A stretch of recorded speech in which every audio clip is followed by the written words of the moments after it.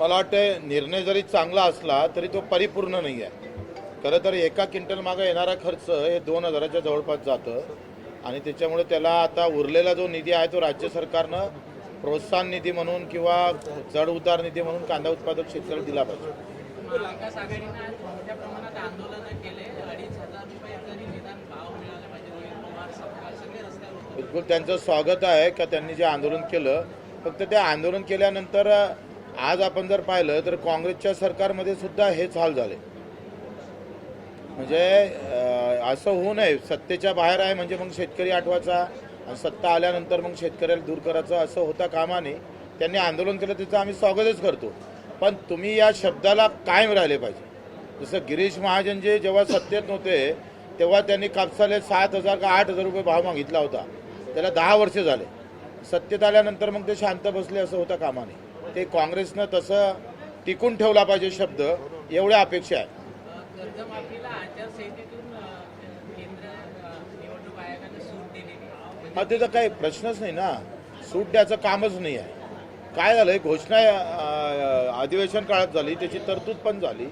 आता बजेटमध्ये तरतूद झाल्यानंतर त्याला आचारसंहिता लागेल असा काही संबंधच येत नाही. आणि मला असं वाटतं का अहिल्यादेवी होळकरांच्या जन्मदिवशीच तो GR निघेल आणि तो निघाला पाहिजे. कारण राजमाता राष्ट्रमाता आमच्या अहिल्यादेवी यांचा जन्मदिवस 31 मे आहे आणि ही योजनासुद्धा अहिल्यादेवींच्या नावानं आहे. वाटतं शासनानं हा प्रयत्न केला पाहिजे का 31 तारखेला हा शासन निर्णय काढला पाहिजे, जेणेकरून त्याचा एक चांगला संदेश समाजामध्ये जाईल. 17 नगर विधान परिषद जागेसाठी निवडणूक होणार आहे, परंतु अजूनही महायुतीमध्ये 3 आहे. शिवसेना 6 जागेवर ठाम आहे. भाजप 3च जागा द्यायला तयार आहे असं सुद्धा. मला असं वाटतं याबाबत सगळा निर्णय एकनाथजी शिंदे साहेब घेईल.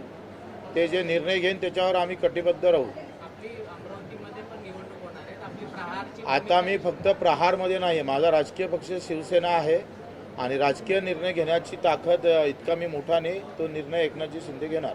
12 दिवसामध्ये पेट्रोल डिझेलचे 7.5 रुपयाने दर वाढलेले काय सांगता? मला असं वाटतं का डिझेल भेटणं आता पहिले फार महत्त्वाचं आहे. कारण आता हा शेतकऱ्यांचा हंगामाचा दिवस आहे. पुढचे वर्ष जर शेती पेराची असेल आणि ते पिकवाची असेल तर आता ट्रॅक्टरमध्ये बंद पडता राहता कामा नाही. त्याला ट्रॅक्टरधारकांना अधिकची सूट जास्त दिली पाहिजे. कॅनमध्ये सुद्धा त्याला डिझेल दिलं पाहिजे. त्यामध्ये अतिरिक्त जास्त डिझेल आता शेतकऱ्यांच्या ट्रॅक्टरच्या नावानं आरक्षित केलं पाहिजे. हे केलं नाही तर कदाचित आम्ही कलेक्टरच्या स्थानी आम्ही मोठं आंदोलन उभारू.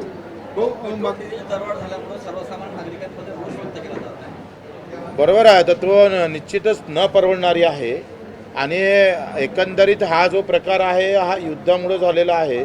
मला वाटतं राज्य सरकार किंवा केंद्र सरकारनं थोडं समोर येऊन वाढलेली दरवाढ महागाई कशी कमी करता येईल यावर लक्ष द्यावं. तुझ्या पद्धतीनं विधान परिषद निवडणुकांमध्ये एकनाथ शिंदेंनी तुम्हाला सोबत घेतलेलं आहे. आता दुसरीकडे विधान परिषदेच्या निवडणुका स्थानिक स्वराज्य संस्था त्यामध्ये जर आपण पाहिलं तर शिवसेनेचे रवींद्र फाटक यांचा पत्ता कट करून क्षितिज ठाकूर एंट्री होण्याची शक्यता आहे. मला कसं आहे, माझं काम शिवसैनिकाला वाढवणं, शिवसेना वाढवणं, शिवसेना मजबूत करणं, कोणाला काय पद भेटलं, कोण मंत्री होणार आहे, कोण जिल्हा प्रमुख आहे, हे आपलं लक्षच नाही. आपलं लक्ष आहे समुद्राची खोली वाढवणे, त्याच्यातलं पाणी वाढवणं, आमचं पीक घेणं आहे. ते पीक कोणाला द्यायचं, कोण कापणार आहे, काय विकणार आहे, ते कामच नाही. अति उत्तम शेती करायची, चांगलं भरगस्त पीक घ्यायचं. प्रचंड ताकदीनं शिवसेना मनातून, धनातून, कामातून, प्रतिष्ठा आम्ही पाहतो. प्रचंड ताकदीतून आम्हाला शिवसेना उभी करायची आहे. त्याच्यानं कोण मंत्री, कोण आमदार याचा आम्हाला काही लेनदेन नाही. विजय वडेट्टीवारच्या मतदारसंघातले काँग्रेसचे जे नगराध्यक्ष आहेत ते भाजपच्या आमदारांसोबत असल्याचं पाहायला मिळत आहे. उद्या आता निवडणूक आहे, स्थानिक स्वराज्य संस्थेचा मोठ्या प्रमाणावर घोडेबाजार होत आहे.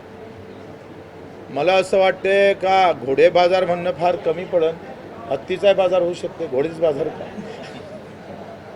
हो, राज्यातील 70 लाख शेतकऱ्याच्या हाती सातबार आलेला आहे आणि ही पीक पाहणी आपण करतो तो सातबार आलेला आहे.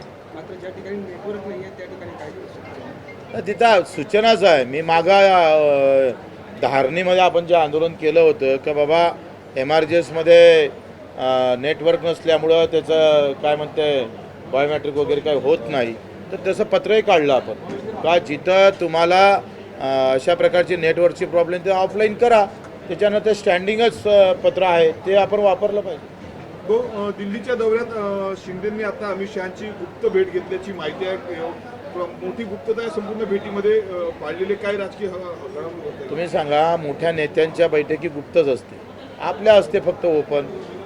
त्याच्यात काही नवल काय आहे? कांदा प्रश्नी आंदोलन करत त्या आंदोलनाच्या समोरमध्ये एकेरी भाषेमध्ये पंतप्रधान आणि मुख्यमंत्र्यांवर त्यांनी टीका केली.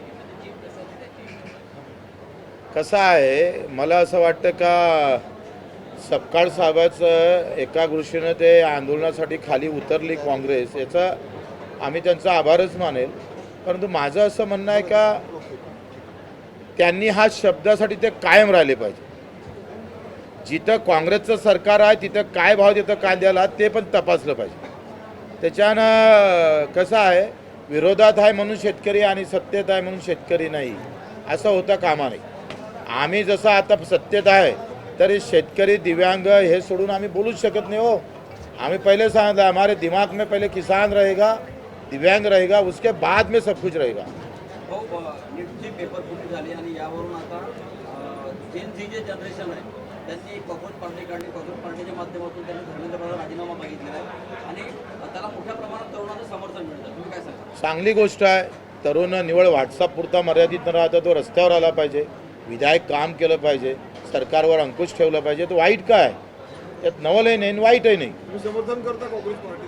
तर का बरं करायचं नाही आहे? पण भाऊ न करत चांगलं काम जर करत असेल तर त्या पार्टी ही मर्यादा राहत नाही. पण मात्र केंद्र सरकारकडून त्यांचं जे अकाउंट वगैरे आहे ते हॅक करण्यात आलेलं आहे आणि करू नये, बंद करण्यात आलं. करू नये. मला असं वाटतं जेवढे दाबान तेवढे ते उधळून बाहेर येईल. कधी कधी केंद्र सरकार चुकीचा निर्णय घेत असेल, त्यांना गाईड चुकीचं करत असेल तर ते थांबवलं पाहिजे. माझं म्हणणं आहे, जर एखादी तरुणाई अशा पद्धतीनं समोर येत असेल तर त्यांना विधायककडे कसं नेता येईल, चांगल्या कामाकडे राष्ट्रनिर्माणासाठी कसं वापरता येईल, तसा आपण प्रयत्न केला पाहिजे ना. पण ज्या पद्धतीने भाऊ गेल्या अनेक वर्षांपासून दरवर्षी पेपर फुट होत आहे नीटची आणि आता आपण महाराष्ट्रामध्ये पेपर फुटीचा कायदा अंमलात आणलेला आहे आणि हा कायदा आणण्यासाठी पहिलं पत्र बच्चू कडूंना दिलं तेव्हा मुख्यमंत्री एकनाथजी शिंदे होते. देशातला कर्नाटकनंतर महाराष्ट्रातला पेपर फुटीचा कायदा अतिशय मजबूतीनं कसा वापरला जाईल याचा आम्ही प्रयत्न करू.